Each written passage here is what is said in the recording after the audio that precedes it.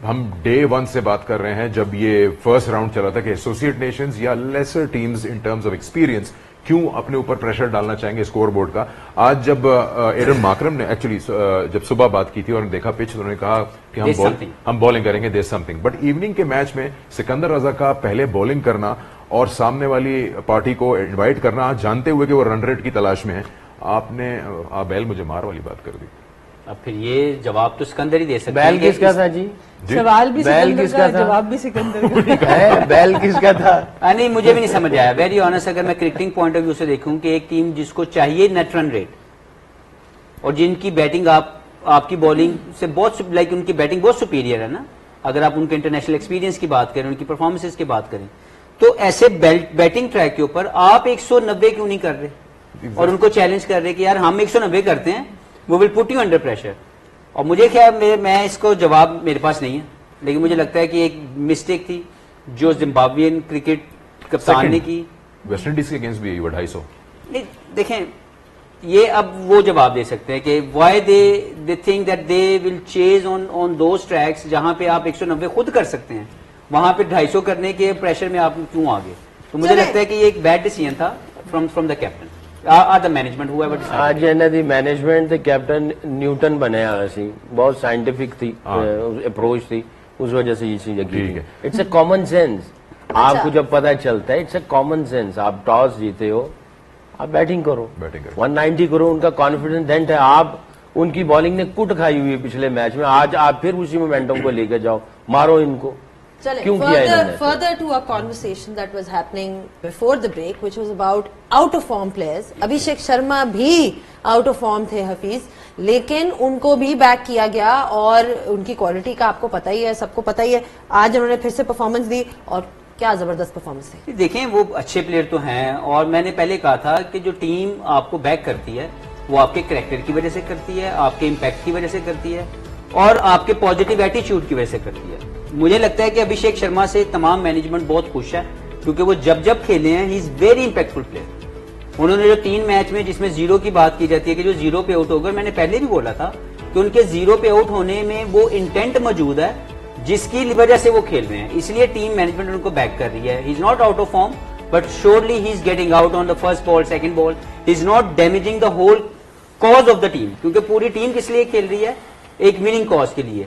अगर ये फर्ज करें 15 रन करें 20 बॉलों पे, वो कंसर्निंग होगा मेरे लिए एज ए मैनेजमेंट। अगर मैं कोच हूं तो मेरे लिए अभिषेक का पहले 2 बॉलों में या 3 बॉलों में आउट हो जाना कोई इतना बड़ा मसला मुझे नजर नहीं आएगा।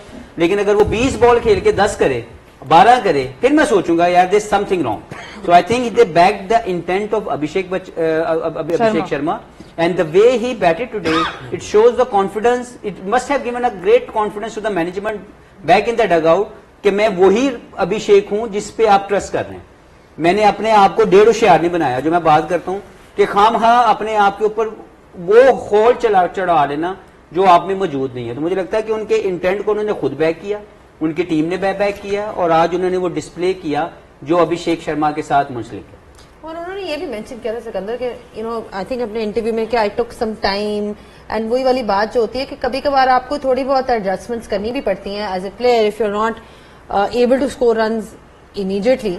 तो वही वाली बात जो यहाँ पे सब करें कि जी आपसे अगर नहीं भी हो रहा, रन्स नहीं हो रहे या विकेट्स नहीं हो रही, परफॉर्मेंस नहीं हो रही, you can always take some time to reflect and work on tactically कि क्या चीजें आपकी गलत हैं, कैसे ठीक करनी। जी बिल्कुल ठीक कह रही हैं आप। आज कुछ बड़ी स्वैपिंग की, चेंजिंग की और फ्लेक्सिबिलिटी दिखाई इंडिया ने। उन्होंने आज रिंकू सिंह को हटाया और लाइक फॉर लाइक रिप्लेसमेंट नहीं लाए, ओपनर लाए संजू सैमसन, तिलक वर्मा को 5 पे ले गए और ईशान किशन की अच्छी परफॉर्मेंस रही है 3 पे, उनको अपनी जगह पे लेके आ गए। It work for them, may be ये कॉम्बिनेशन आगे भी चले उनकी। लेकिन जो पार्टनरशिप अच्छी मिली इनको, स्ट्रेंथन मिल गया नीचे और आफ्टर गुड स्टार्ट, वो थी हार्दिक पांड्या की पार्टनरशिप जो इन्होंने की थी तिलक वर्मा के साथ, जो आज 5 पे खेले, 84 रन की पार्टनरशिप थी। It work for them this change. बिल्कुल। आई थिंक जो एक चीज शायद जो चेंज करने की वजह बन सकती है वो ये है कि बाकी सब टीम्स ने एक हरबा अख्तियार कर लिया था कि ऑफ स्पिनर को ही इनके पास ले आएंगे, क्योंकि 3 लेफ्टी एक साथ आ रहे थे टॉप ऑर्डर में, तो उसको तोड़ने के लिए एक राइट हैंड बैटर ऊपर लेकर आए। और आज मेरे ख्याल से फिर भी ये चीज मिस की है सिकंदर रजा ने। खुद आना चाहिए था उनको नए बॉल से, क्योंकि काफी रन बन गए और जब वो आए तो ईशान किशन की विकेट उन्होंने फौरन हासिल कर ली।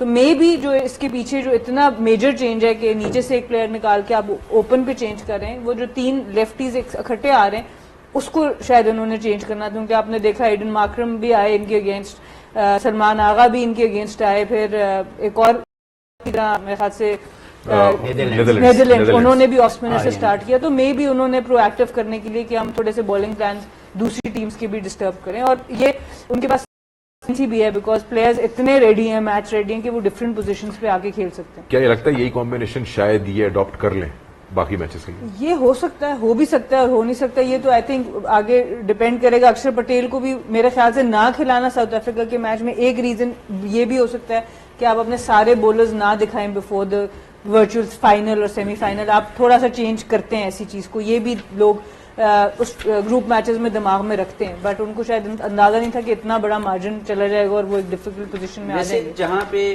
आपके 7वें नंबर पर दुबे आ रहे हो और 6 इस तरह के बैट्समैन हो जो इंडिया के खेल रहे हैं, मेरे पास अगर कुलदीप बैठे हुए हैं तो मैं एज ए मैनेजमेंट उनको चाहूंगा कि वो टीम में आए और वो मुझे अपनी बॉलिंग के साथ 2 या 3 मिडिल के अंदर आउट करके दें, बिल्कुल जिनकी एबिलिटी ज्यादा है, क्योंकि जब आपके पास 7 नंबर की इतनी शानदार बैटिंग लाइनअप मौजूद है तो फिर आपको डरने की जरूरत नहीं है, फिर आप विकेट टेकर की तरफ। मगर आज जो रन रेट का चक्कर था और जो एक तो ये सना बेटी ने जो बात की, ये भी इसमें इट डज मेक सेंस के 3 लेफ्ट हैंडर ऑफ स्पिनर उसको नलीफाई करने के लिए, बट क्योंकि आज इनका जो मेन फोकस था जीतना तो था ही था, नेट रन बड़े मार्जिन से नेट रन के ऊपर, इसलिए उन्होंने सारा कुछ किया और दुबे को इसलिए रखा और कुलदीप यादव को नहीं लेके आए।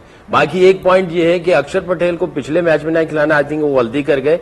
आप जब सुपर 8 में आ जाते हैं तो आप इस तरह की सोच नहीं रखते कि मैं किसी को बचा के रखूं आगे जाके फिर उसको फिर दोबारा लेके आ जाऊं, ऐसा नहीं है। टोटल मैच ही कितने रह जाते हैं आपके, टोटल 3 और 2 5 मैच है आपको, तो आपके बेस्ट 11 हो जाने चाहिए। मेरा ख्याल है ये इन्होंने अक्षर पटेल की गलती की, मेरी अपनी जो सोच है।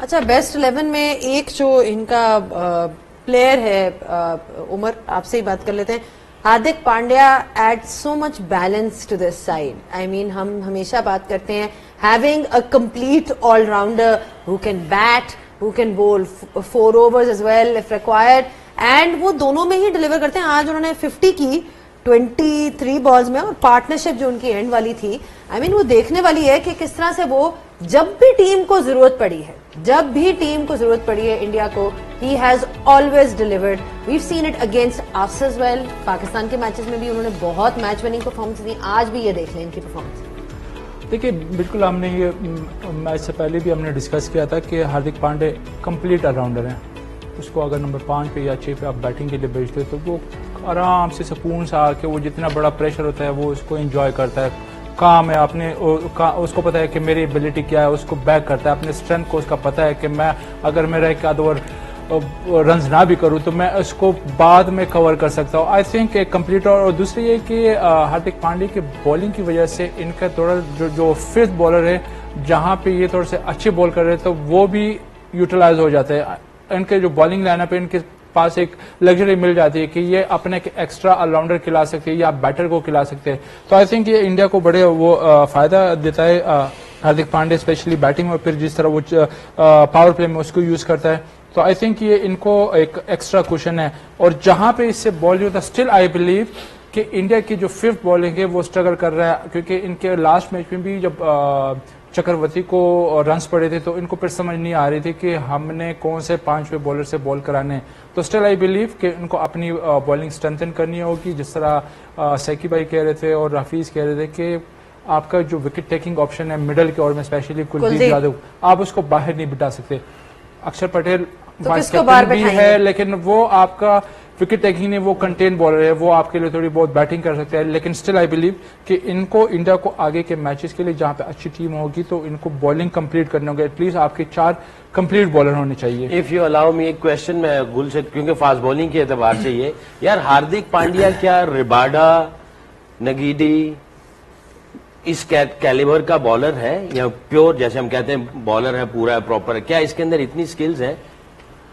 स्किल्स उस तरह की स्किल तो नहीं, लेकिन एटलीस्ट उसको अपनी लिमिटेशन का पता है कि उसको किस तरह यूज करता है। सबसे इंपॉर्टेंट चीज है उनको कॉन्फिडेंस कि वो जो उसका कॉन्फिडेंस है वो उसको बैक कर रहा है, उसको जिस सिचुएशन में भी लेके आता है वो हाथ रेस करता है। अगर आप 2024 की फाइनल ओवर की बात करें तो वहां पे उसने हाथ रेस किया, वो कर रहा है।